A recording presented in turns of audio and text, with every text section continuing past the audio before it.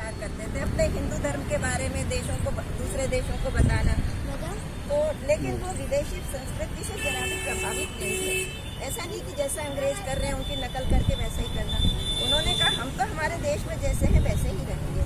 तो जब भी वो बाहर जाते तो ऐसा नहीं कि कोट पैंट पहनकर सिर पे हैट लगा के जाते, वो तो अपने वही सिर पे साफा, कंधे पे अपना पट्टा और नारंगी अपनी वो ड्रेस पहन के जाते थे। तो एक बार वो किसी एक बड़े सम्मेलन में गए वहाँ पर, तो वहाँ के लोगों को बड़ा आश्चर्य हुआ कि ये कौन सा अजीब आदमी आ गया, उसकी ड्रेस तो देखो, उसकी वेशभूषा। तो एक स्त्री ने उनसे कहा भी कि आपने ये कैसी वेशभूषा धारण कर रखी है, हमारे देश में तो इस तरह का कोई नहीं पहनता। तो पता है विवेकानंद जी ने उनसे क्या कहा? उन्होंने कहा कि आपके देश में तो वेशभूषा को देख के आदमी की पहचान होती है, लेकिन हमारे देश में आदमी के ज्ञान को देख के, उसके विचारों को देख के, उसकी भावनाओं को देखकर उसका सम्मान किया जाता है। आई समझ में यहाँ तक बात आई? तो स्त्री बड़ी खुशी हुई उनसे बात करके। तो उन्होंने सोचा कि काश इनके जैसा एक पुत्र मेरे को भी हो जाए। तो उन्होंने स्वामी जी से कहा कि स्वामी जी, मैं आपसे शादी करना चाहती हूँ, जिससे कि मुझे भी आपके जैसा एक पुत्र हो। आइए सर। स्वामी जी को स्वामी जी उन्होंने कहा देखो माता, मैं तो संन्यास की आदमी हूँ, मैं तो शादी वादी कर नहीं सकता। तो ऐसा करो कि आप मुझे आज से ही अपना पुत्र मान लो, तो आज से ही आपको पुत्र मान लो। आई बात समझ में आई? किसी को नहीं आई? तो वो इतने इस तरह के उनके विचार इतना हिंदू संस्कृति का बाहर के देश को जाकर जाती है। आगे समझ में नहीं आई? आदरणीय पटसारिया जी बहुत अच्छा काम कर रहे हैं।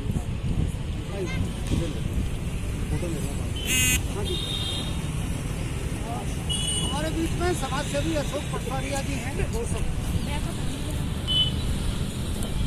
सम्मानीय मेरे समाज सेवी।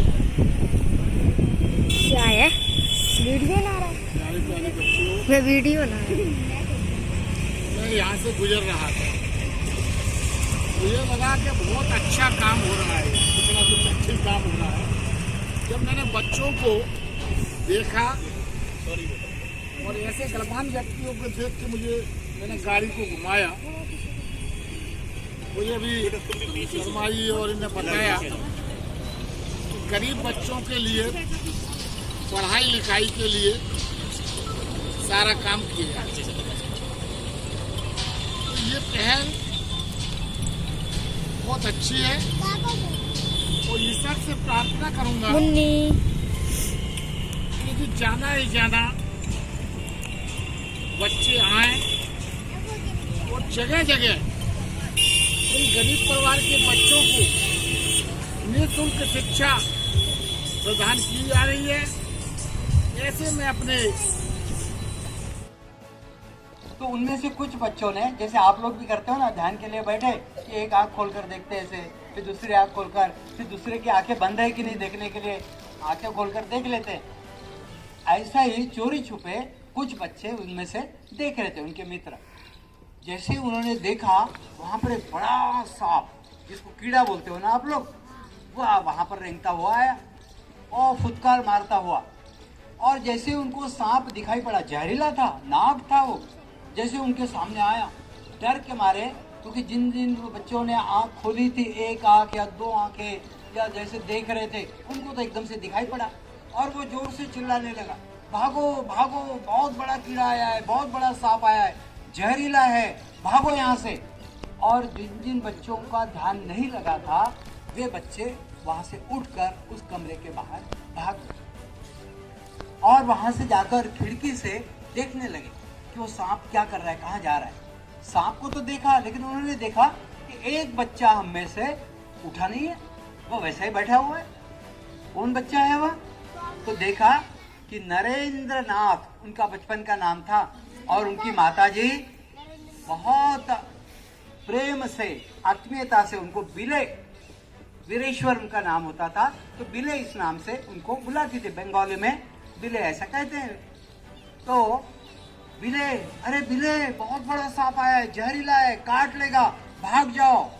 लेकिन बिले कुछ नहीं, टस से मस नहीं, वो वैसा का वैसा बैठा हुआ, एकदम स्थिर, आंखें बंद, और उसका चेहरा बिल्कुल शांत, शरीर में कोई हलचल नहीं, और बिले वैसा का वैसा बैठा हुआ है। थोड़ी देर के बाद वह कीड़ा, वह सांप रेंगता हुआ, धीरे धीरे सरकता हुआ वहां से बाहर निकल गया। जब बच्चों में थोड़ी हिम्मत आई, थोड़ा डर कम हुआ, वे सारे के सारे वहां आए और जोर से कहने लगे, बिले तुम्हें डर नहीं लगा? तुम भागे नहीं, हम सब लोग बाहर भाग कर चले गए थे सांप के डर से, और तुम तो उठे ही नहीं। वो कहने लगा, सांप? मुझे तो सांप दिखा ही नहीं। अरे हम तो वहां पर ध्यान का खेल खेल रहे थे ना, एकाग्रता का, तो मैं तो उसी में डूब गया था। मेरी आंखें बंद थी और मुझे बाहर क्या हो रहा है इसका कुछ पता नहीं पड़ा। इतना ही नहीं तो तुम्हारी आवाज का भी मुझे पता नहीं पड़ा। तो देखो बच्चों, बात छोटी सी है, लेकिन जिस समय पर जो काम कर रहे हैं उसी काम को प्राथमिकता देकर, प्राधान्य देकर, महत्व देकर वही काम करना चाहिए, तो फिर उस काम में उत्कृष्टता आती है। तो स्वामी जी क्या कहते हैं आगे चलकर, एक समय पर एक ही काम, खेल कूद हो या हो ध्यान, एक समय पर एक ही काम। इसका क्या मतलब हुआ? इसका मतलब ये हुआ कि जो जिस समय काम कर रहे हैं उस काम में पूरी एकाग्रता के साथ, तन्मयता के साथ, दक्षता के साथ वह काम करना चाहिए। ऐसा स्वामी विवेकानंद जी बताते हैं। अरे बात सही है कि नहीं, है ना?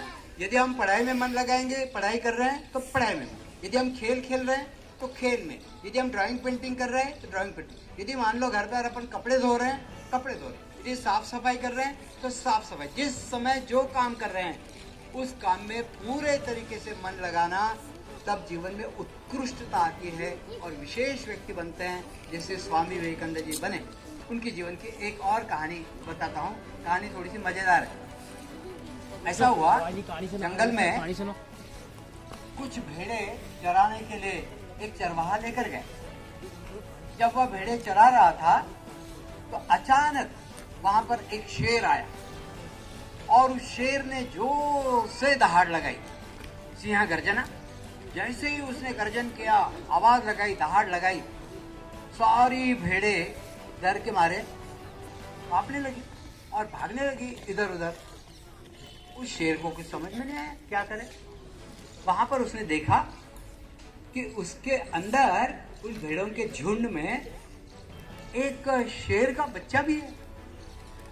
उसको कुछ समझ में नहीं है, भेड़ भाग गई ये तो ठीक है, लेकिन ये जो शेर का बच्चा है ये क्यों भाग रहा है? उसने लपक कर उस शेर के बच्चे को, उस शेर ने, बड़े शेर ने जो दहाड़ रहा था, उसने उसको पकड़ा। वो कहता है, मुझे छोड़ दो, मुझे जाने दो। और वो डर के मारे कांपने लगा, वो रोने लगा, बिल्कुल थर थर उसका शरीर कांपने लगा, हाथ पैर लटपटाने लगे और उसे कुछ समझ में नहीं आ रहा है मुझे क्यों पकड़ा। और बाकी जो भेड़े थी वो भेड़े भाग गई। उस शेर ने पूछा, तुम क्यों भाग रहे हो? तुम तो शेर के बच्चे हो। बोले, नहीं नहीं नहीं, मैं तो भेड़ हूँ। क्योंकि बचपन में उसकी माँ अचानक नदी से पार करते हुए नदी कूदते समय मर गई और यह गर्भ से गिर गया था और वह भेड़ों के झुंड के साथ ही रहने लगा था। वैसे ही मिमियाने लगा था और वैसे ही मान बैठा था कि मैं भेड़ हूँ। उसको यह पता ही नहीं था कि वह शेर है, वह सिंह का बच्चा है, सिंह का शावक है, ये उसको पता ही नहीं था। और वह भेड़ों के साथ रहने के कारण उसी के गुण उसने आत्मसात कर लिए और वो मानने लगा कि मैं भेड़ हूँ।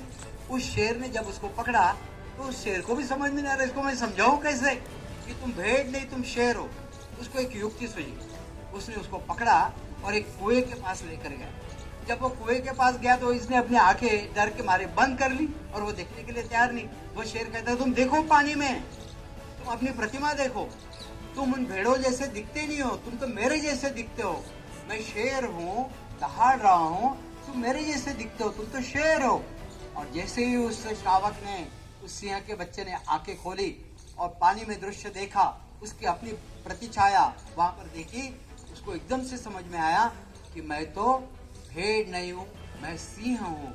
और वह भी उस सिंह के साथ गर्जन करता हुआ वनराज बनकर जंगल में निकल गया। बच्चों, ऐसा ही अपने अंदर बहुत सारी अच्छाइयाँ होती है।